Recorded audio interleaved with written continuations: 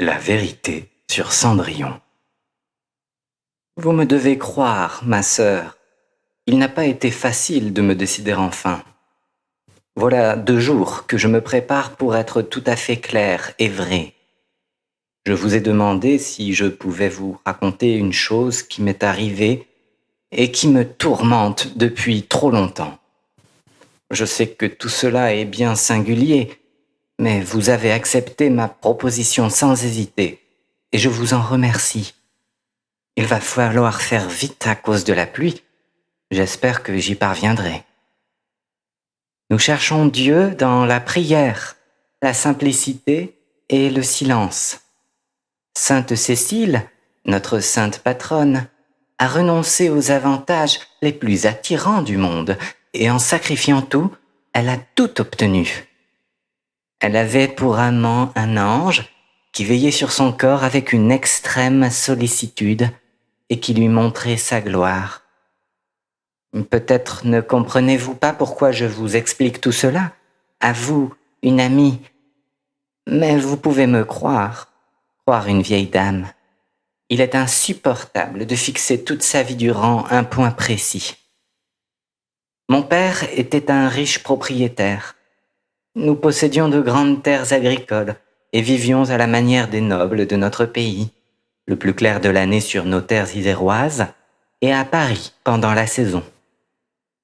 Il arriva que le fils du roi donna un bal et qu'il en pria toutes les personnes de qualité. J'avais votre âge, sœur Louise, je voulais bien y aller, mais il fallait frotter la chambre de madame et celle de mesdemoiselles ses filles, porter l'eau, allumer le feu, faire la cuisine, la lessive. Une nuit de vent s'annonce. Voyez comme les arbres se balancent. Regardez les sapins.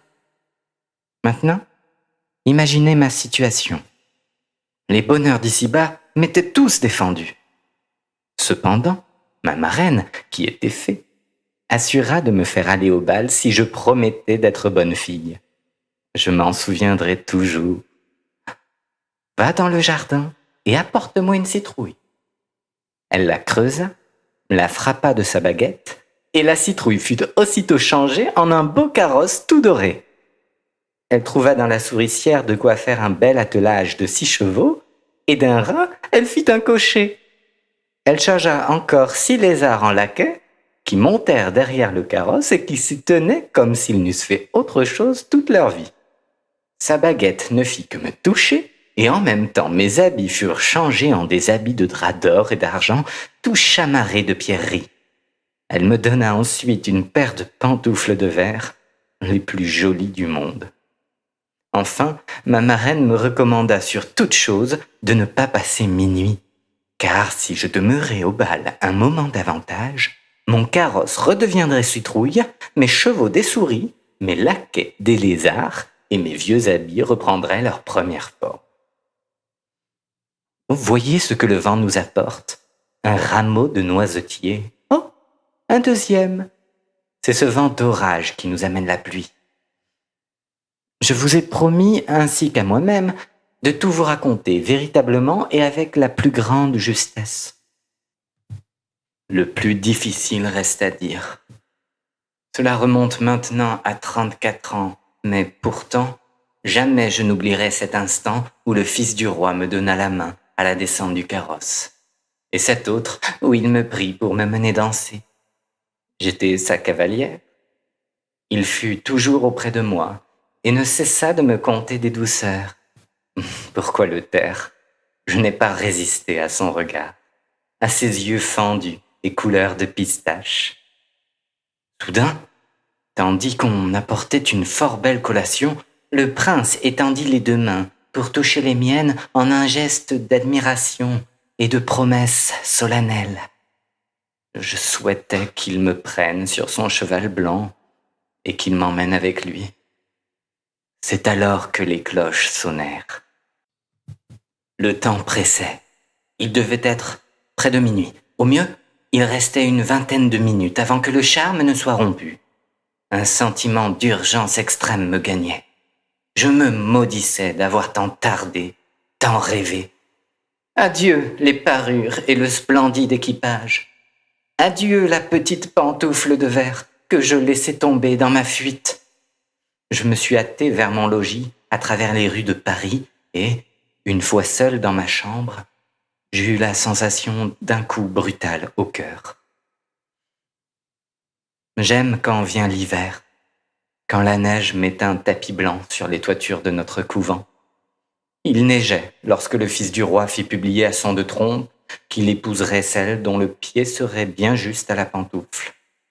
On la porta chez nous. Je me tenais à 10 ou 20 pieds derrière mes deux belles-sœurs. Anastasie fit tout son possible pour faire entrer son pied dans la pantoufle, mais le soulier était trop petit pour elle. Puis le gentilhomme qui faisait l'essai de la pantoufle fit asseoir mademoiselle Javotte, et approchant la pantoufle de son pied, il vit qu'elle y entrait sans peine. Elle y était juste comme de cire. Je n'ai pas trouvé le courage d'une parole ou d'un geste. J'ai dû rester sur place comme pétrifié. Dieu seul sait pendant combien de temps. Tu es folle, tu rêves, tu as de la fièvre, me suis-je dit. C'est tout simplement impossible. Tu as des hallucinations. Au fond, à compter de cet instant, j'ai considéré ma vie comme tout à fait insensée et inutile. Quelque chose m'avait mortellement meurtri. Vous connaissez à présent la raison de mes cheveux blancs. Ce que j'ai fait ensuite, vous le savez, j'ai renoncé aux amours frivoles d'ici-bas. Je me guéris par la prière et en fréquentant les sacrements. Sainte Cécile, obtenez pour nous la grâce de rester fidèles à Jésus-Christ, même à la mort.